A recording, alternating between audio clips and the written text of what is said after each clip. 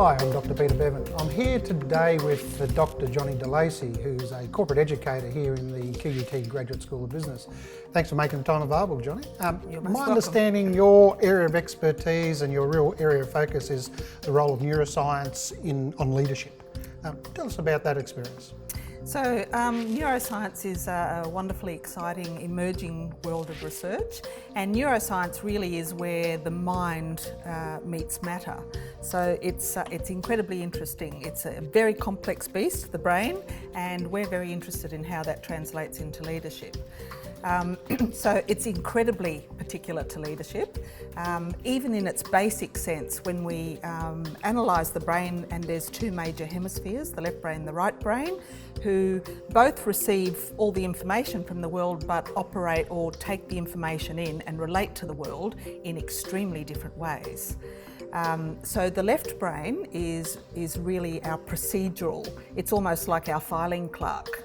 The right brain, which was intended initially as the master, is the one that receives things holistically, is the context brain. It can develop patterns and see patterns. It sees things holistically. It understands nuance and context.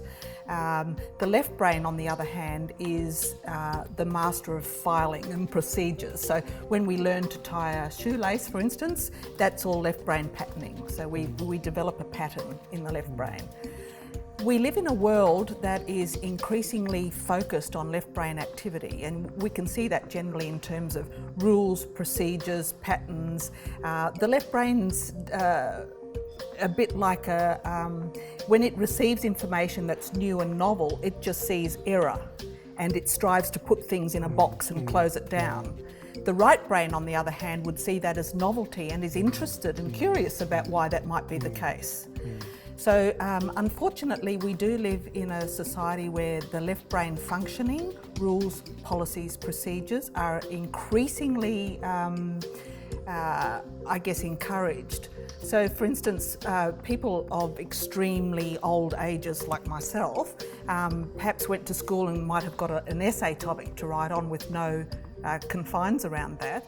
These days, we'll give word limits up to the point where we'll say, please write 200 words in the first paragraph and that kind of thing. So increasingly we're removing the right brain functioning from everything we do, and we're seeing that replicated right throughout society, throughout organisations. This becomes a really interesting dynamic, doesn't it? Because as industries and organisations are forced to be more agile, move quicker, respond to resource constraints in different ways, and deal with the competitive nature of business, is being able to be agile, innovative, creative versus the natural risk aversion, procedural based.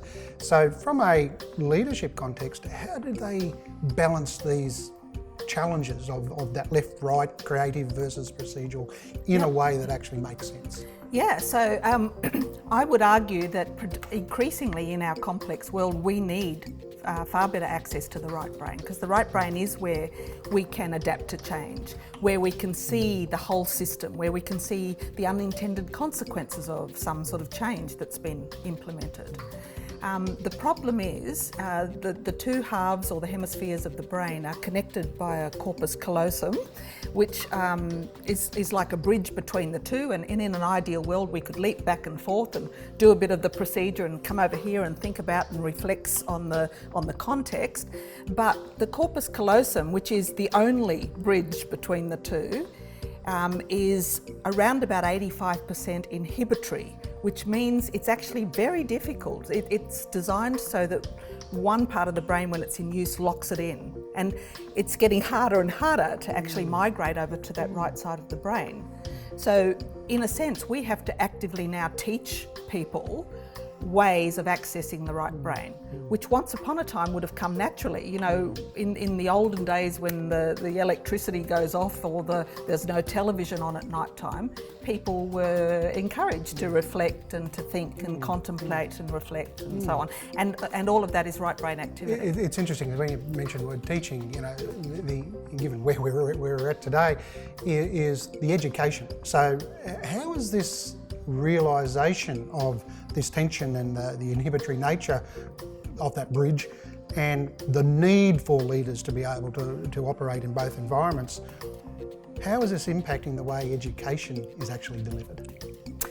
Well, it's impacting certainly at our level, which is in the Graduate School of Business. I would argue it's got a long way to go in terms of the whole education sector. But for us, we have the function of taking people out of a really left brain space and teaching them now to be much more right brain and therefore creative and agile and adaptable to change. And that's actually pretty hard. We have to go right back to basics. We live in a world where very little time is given to reflection and contemplation and consideration. So it's really difficult work. Yeah. So for the individual then that's coming into this environment and is challenged by that reality back in the workplace, what are the two takeaways that they could focus on that would actually make them better leaders in this context? Well, we think that everything basically comes with increased self-awareness. So understanding and being aware of what part of the brain I'm operating out of, whether I'm operating out of stress. Another really interesting thing is that the right brain is actually a non-stressed brain. It doesn't feel stress.